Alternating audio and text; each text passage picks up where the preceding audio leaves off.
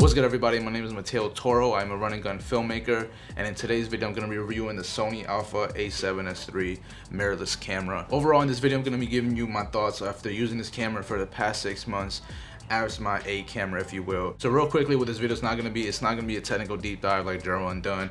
He's a master at that type of review. I'm just really giving you my real world thoughts after using this camera as my main workhorse, whether it's been commercials, short films, music videos, unscripted videos. It's basically been my workhorse, and that's exactly what this video is going to be about, walking you through the real world examples of where I've used it, how I've applied some of the specs, what I don't like about it, and whether I recommend this camera or not. So let's start off with my favorite part of the Sony A7S III, or what I should say the biggest improvement Sony built into this camera, which is its dynamic range, allowing you to use S-Log 3 to its full potential and having 422 10-bit color codecs built into the camera. It's just something that really has transformed the way that I film. It transforms the way that I color grade. It transforms my final image, and that's really, I can confidently say, taking my final results or my final videos to a whole different level. The quality of the image that I'm getting out of the A7S III has really left me mind blown every single time I've gone out and used it and came back, edited, and started color grading, and the final results just keep blowing me away. And it's also taking my career to another level. The final results that people are seeing just are night and day to what I was previously outputting.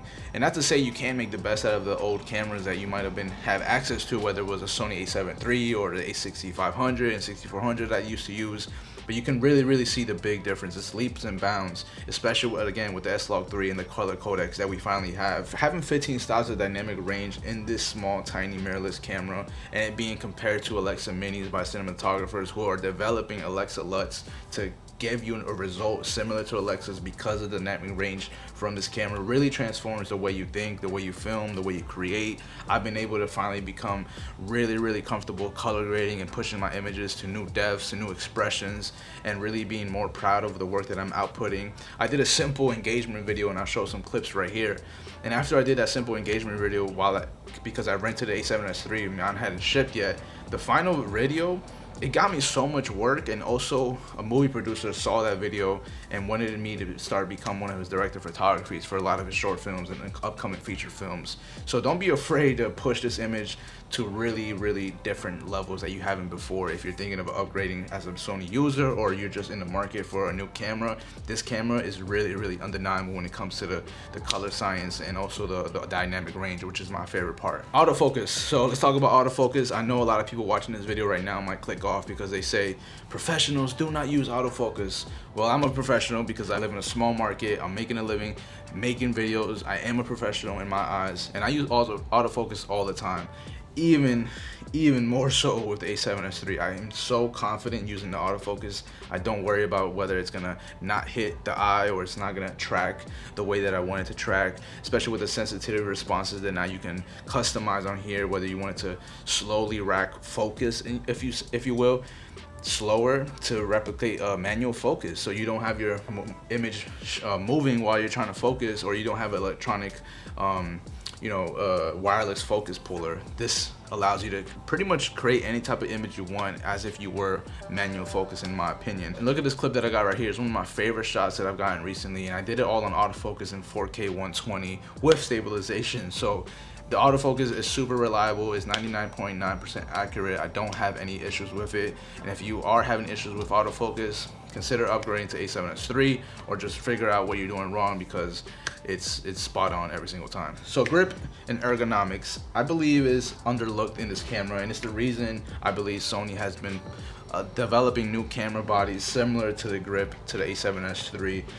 It's just such a great camera to hold in your hands. It's really comfortable grip. You can hold it all day if you're running, gunning, obviously, or you're using a lot of handheld work like I do, and you don't have a bunch of rigs or shoulder rigs.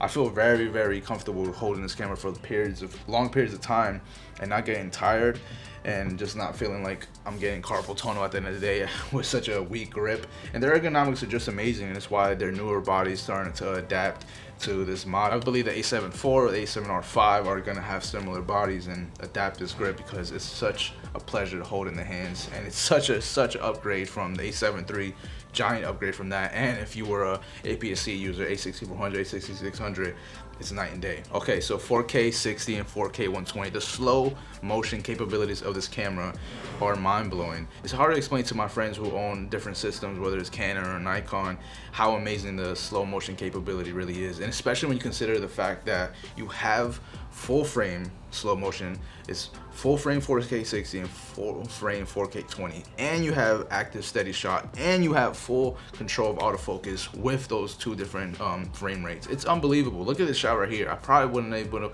to capture it as a one-man band if I didn't have such an amazing autofocus. Yes, I could have waited and focused and knew exactly what plane he was going to be strolling into my shot, but it was such a key of the moment shot that I saw the sun coming down and I saw it glowing on him that I just pointed my camera. The autofocus tracked him the entire time in 120. You gotta understand the specs in these cameras when it first got announced, because we've had so many cameras be announced after the A7S III. They're cinema level quality. They're what you pay for in a $10,000, $15,000 camera. And even then, some of those cinema cameras don't have these capabilities because they're more built for a crew or someone who is a DP, someone who is a director, or someone who is an AD. This is a one-man band run and gun machine right here. So 4K 60, 120 with all the dynamic range, with all the low light capability and the autofocus and the steady shot is chef's kiss. So real quickly, I want to mention the file sizes because it is a thing. If you are used to the APS-C Sony's or the A7 III, those codecs were a lot smaller and they were easier to manage if you were buying hard drives or SSDs. And now with this camera, you do have to really consider your workflow, if your computer can handle the files. I don't shoot in all out yet because of that problem that I might be encountering, which is I'm gonna be running through a lot of storage, just especially because I'm so busy recently. I'm still using XAVCS. I'm totally fine with it. The image quality is still amazing. The dynamic range is still there. It's a little bit of a more compressed codec compared to the all-i, but I don't need to buy CFast Express cards. I don't need to spend hundreds of dollars. I'm still using my V90 cards, and yeah, it works for me. Just consider that factor if you're buying a camera like this or you're upgrading. The file sizes are bigger. You need to understand the workflow that's going to come in place with using a camera like this, and if your computer can even handle the files, or how many proxies you're going to be making to be able to edit smoothly. I guess I'll talk about what I don't really like about the camera, because it's very little. There's almost nothing that I can really think of the top of my head, but I think the biggest thing for me is the active steady shot. It is something that I use, but I'm starting to use it less and less because I do like a handheld look. I like a little bit of a jitter, of a motion blur when I'm filming, and the steady shot is amazing if you're just, you know, trying to replicate the look of a monopod where you have the camera really close to you and you're just following someone move really slowly, whether it's at an event or some type of shot at a wedding, or you have a real planned shot and you don't need to really follow the person. You just need to do a small pan with your body. The active steady shot works wonders there. But when you're doing more of a run and gun and you're handheld and you want the handheld look, I recommend turning it off. You get obviously less of a crop, you have full frame sensor, and you're just gonna have that more natural looking handheld look. So my biggest dislike is not necessarily in this camera, it's more so with Sony and the fact that 6 months later they announced the FX3, which is more of a cinema style camera. It's more geared towards filmmakers. I don't need this EVF as a predominantly a filmmaker. I barely ever use it, given that I always have a external monitor on here. The FX3 checks all the boxes that I wish the A7S III could check, and that's the fact that it has those 1/4 inch threads already built into the camera body. I don't need a cage, and the handle has the XLR inputs as opposed to the XLR extension you can buy for the A7S III, but it doesn't give you the top handle. So those are my biggest dislikes, but mainly it's the fact that there's just a better A7S III out in the field for someone who's predominantly a filmmaker. So Sony, you kind of messed up right there. So in conclusion, my overall thoughts on the A7S III and do I recommend it? Absolutely. This is probably the best run and gun filmmaking camera you're gonna find on the market, if not the FX3 is, and it's the same sensor, it has the same specs, it produces the same image. A7S III has been just an absolute beast in my eyes. Just all the upgrades that Sony really took leaps and bounds with compared to the A7 III. Yes, it doesn't have 8K, but now they have A1. There's so many cameras they've come up with since they even announced this. I'm actually filming on an FX6, but for me, it checks all the boxes. It's such a perfect camera to use all day long. The battery lasts such a long time. I'm filming again in XAVCS. I haven't had any issues with the dynamic range or the image quality. I'm still able to maintain a really relatively light storage workflow at the moment. 4K 60, 4K 120, autofocus. It checks off all the boxes if you're a run and gun filmmaker. If you're someone who is usually a one-man band on productions, whether it is music videos, whether it is commercials or unscripted work, or even short films, which I'm gonna be filming with this camera.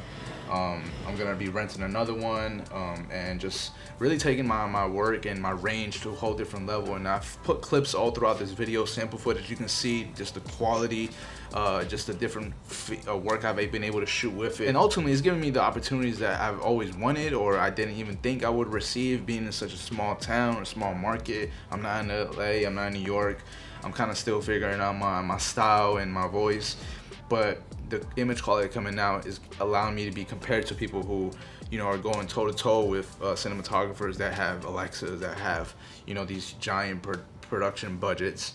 And I'm still just here winging it. So again, this is not a video convincing you to buy the A7S III. It's just my overall thoughts in the real world, using it day in, day out.